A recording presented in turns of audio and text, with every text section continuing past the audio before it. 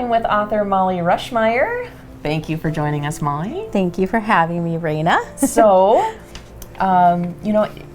first time you're meeting our audience and they're meeting you, so tell us a little bit about the types of books you write. So I write contemporary fiction, what I like to call with a heart for history. And what that means is that it's a contemporary setting, but I love to incorporate something historical, whether it's an artifact or an heirloom or something from the past. So does that have kind of a prominence in your story then, or is it does. Typically there's some kind of mystery to it, like they're trying to figure something out about this historical object or some historical story from the past. And so the characters are typically trying to figure out what that's all about. Nice. Okay. So you have a book out now called The Bookshop of Secrets. Give us a little synopsis of that. So The Bookshop of Secrets is about this young woman who arrives to this northern Minnesota town. They sort of based off of Two Harbors and Grand Marais. And she arrives there to a bookshop where she's trying to find a set of antiquarian books that her mother has left for her. And she discovers the owner there has dementia. He wants to help her, but he just really cannot remember if he had received the books, if they're still there. And this bookshop, you have to imagine, is sort of overrun, is sort of a jungle of old books. And so she decides to stay and try and find these books, and then there's sort of a love interest. The grandson of the owner is there to help her, and so they kind of journey through and try and find these books, but it's about a lot deeper issues than that. It's truly about her trying to find herself after a pretty harrowing, traumatic childhood, and so it's really about her finding herself and, finding that it's worth it to put down roots somewhere and stop running from her past. Awesome. Now you have another book that's coming out, and perhaps by the time this is being aired, it's out. Yep. So tell us about that one. That one is The Lost Manuscript, and it is about an estranged married couple. So it's still a romance, but it's sort of like a second chance at love for this estranged married couple.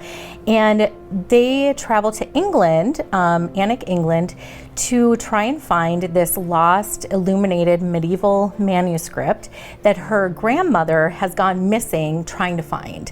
And so they're trying to find the manuscript, of course. It's sort of a priceless artifact. What is an illuminated? Thank you. I will back up. So an illuminated manuscript, typically they were made in the medieval time, and you see often that they were like religious texts. So a lot of books of the Bible were made into these illuminated manuscripts or books. They were bound into books. And they use the scribes. Usually it was somebody, that was part of like a religious organization, like a monk, for example. And they would learn how to write by hand the scripture or the text that they were writing with ink, with paint, and they would call them illuminated because they would also put in details that were actual gold leaf and silver, and so it looked like it was shining, and so they would call it illuminated manuscript. Yep. Okay. So I hope that made sense. Yep. Okay. Yep. And so they're trying to find this priceless artifact, but really they're trying to figure out what happened to the grandma. So you just have to read it to find out if they figure it out. All sound very intriguing. I like it. Do you have anything else in the works? I do. I'm working on things right now. I'm actually focusing on a contemporary romance, Christian romance, so it's all clean, and still trying to thread in a little bit of my love of history, even in that romance genre. Nice. And then, what point did you realize, I need to start writing books?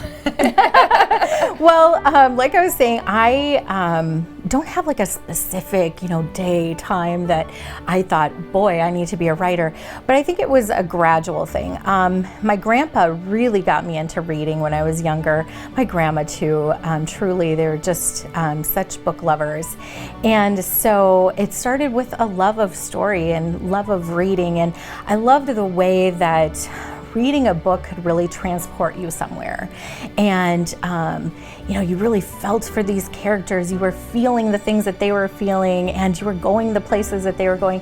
And I think that at some point I really did just feel like, I want to do that for somebody else. All of these wonderful books and characters that I love so much, like I would love to do that for somebody else. And so I would say I started dabbling in it. Like right after college, maybe somewhat during college, and then really started taking it seriously around the time that my 14-year-old daughter was born. Wow. Yeah.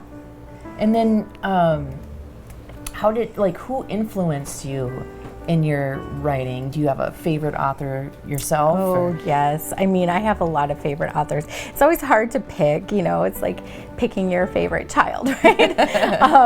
But I would say the very first author that comes to mind is C.S. Lewis. And, I had shared in our retreat last night a little bit about that. But C.S. Lewis, I just loved his ability to transport you somewhere. And even though I'm not writing speculative or fantasy type books, I still want to transport people somewhere and make them really feel for these characters. And, think about them even after the last page has been turned, really just kind of think about like, oh, whatever happened to that Hope Sparrow, from my first book or whatever. And so they're thinking about them afterwards. Yeah. Excellent. And then now where can people learn more about you and about your books? And I should say you're from Rice, Minnesota. Yeah. So local. Minnesota author. Yes, Yes. I love it. And there's a lot of authors in Minnesota. There are. Yes. We make some great writers here in Minnesota, right? I wish I could be part of it, but I am going to say, yes, you guys are. Something in the water, maybe, or the lakes. I don't know. Yeah, it's great inspiration, right? The nature around here. So people can find out about me, I guess, on my website would be a good place to start. It's www.molliejrushmeyer.com. And Mollie is with an IE. Most people don't know that, so just I say that as well. And then Facebook, I do a lot of stuff on Facebook and Instagram, so you can just look me up, Mollie Rushmeyer. So awesome.